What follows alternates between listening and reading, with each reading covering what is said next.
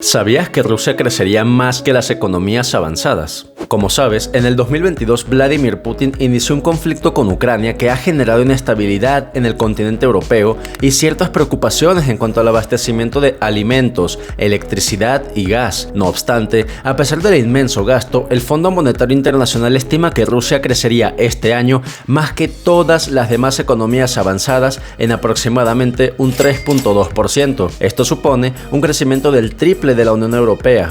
Mientras que Rusia crecería un 3.2%, la Unión Europea lo haría entre el 0.6 y el 1.3%. El propio presidente ruso Vladimir Putin presumió de la resistencia de Rusia ante las sanciones occidentales. Burlándose de las economías europeas, dijo en un evento reciente: "Nosotros tenemos crecimiento y ellos tienen declive.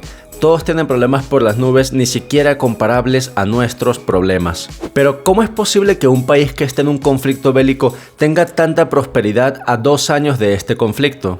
Hay varias razones que explican esto. Primero, la elusión de las sanciones económicas, además de que muchos bancos rusos todavía pueden acceder al sistema financiero internacional.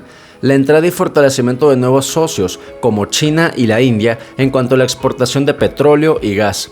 Y finalmente, que Rusia se ha diversificado hacia una economía enfocada en la producción bélica.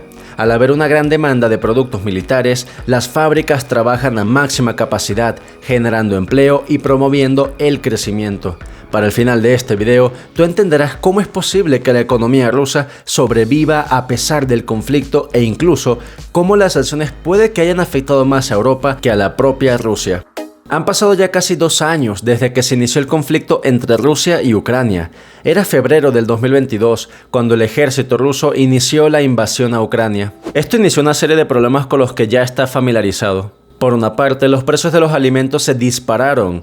Rusia y Ucrania son de los principales exportadores de trigo y otros granos esenciales. El precio del trigo se triplicó, pasando de $4.75 en junio del 2020 a $12 a inicios del 2022. El precio del maíz pasó de $3.16 en agosto del 2020 a $8.14 en mayo del 2022 y el precio del azúcar pasó de $10 por libra a poco más de $20 por libra en abril del 2022. Poco después de la invasión, la comunidad internacional anunció una serie de sanciones sin precedentes para atacar la economía de Rusia. 2 años después, sin embargo, a la economía de Rusia no le podría ir mejor. La estrategia de países como Estados Unidos, Canadá y prácticamente toda Europa consistía en asfixiar la economía rusa hasta que simplemente tuvieran que rendirse por no tener recursos para financiar la invasión y además para evitar una confrontación mundial directa.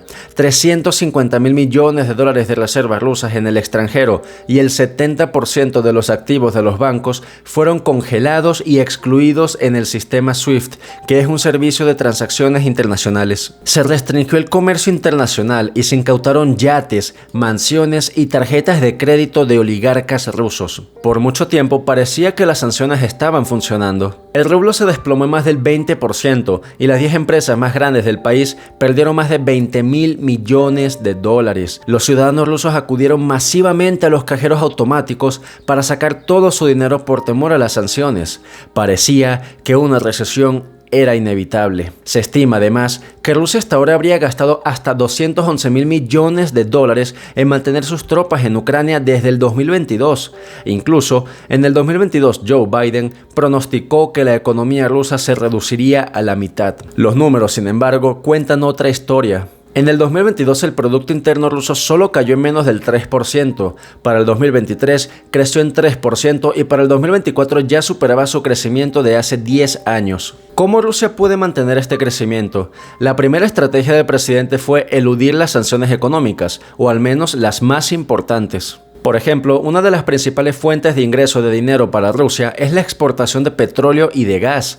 Dado esto, los países de Europa y Estados Unidos atacaron aquí primero, imponiendo un límite de precio de compra por debajo del promedio del mercado. La intención, por supuesto, no era eliminar el comercio con Rusia, ya que estos países también dependen de dicho combustible. La idea era reducir al mínimo posible el precio del mismo para asfixiar a la economía de Rusia. Sin embargo, hay dos cosas que hicieron que esto no le afectara en nada.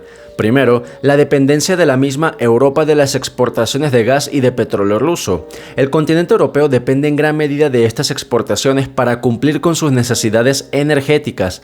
Para que te des una idea, en esta imagen te estoy mostrando las conexiones de las tuberías de gas que van desde Rusia hacia Europa. Segundo, se creó una serie de buques fantasma. Buques petroleros que funcionaban al margen de estas sanciones, porque le venden el petróleo a países como China y la India, países con los que obviamente no tienen sanciones. Aquí puedes ver cómo si bien las exportaciones entre el 2022 y 2023 bajaron en 79% para la Unión Europea, incrementaron en 21% para China y en 111% para la India. Dicho de otra forma, Rusia simplemente cambió de socios comerciales.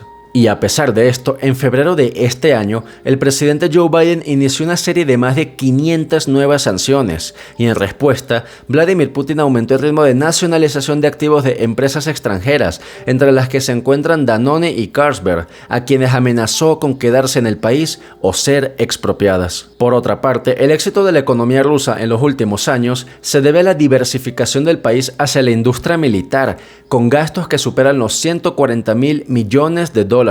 Este gasto es el triple que el del 2021. Rusia hoy en día tiene una economía altamente dependiente en las exportaciones de gas y petróleo hacia sus nuevos socios comerciales, además de una industria altamente militar. La producción de tanques, balas y otros productos es lo que está impulsando en gran medida la economía de este país. El gasto militar y de seguridad representa hoy en día más del 40% del presupuesto de la nación, lo cual es el gasto más importante desde la Unión de las Repúblicas Socialistas Soviéticas. Otras áreas de apoyo estatal a la población se han reducido para compensar la financiación de la producción de tanques, sistemas de misiles y defensas en la ocupada Ucrania. Ahora bien, este crecimiento no supone totalmente buenas noticias y tiene sus desafíos importantes. Por una parte, esta forma de crecimiento económico ha aumentado considerablemente la dependencia de Moscú de los ingresos petroleros en exportaciones hacia China y la India. Además, como comentamos, la economía está altamente enfocada en la industria militar, la cual depende de que haya un conflicto.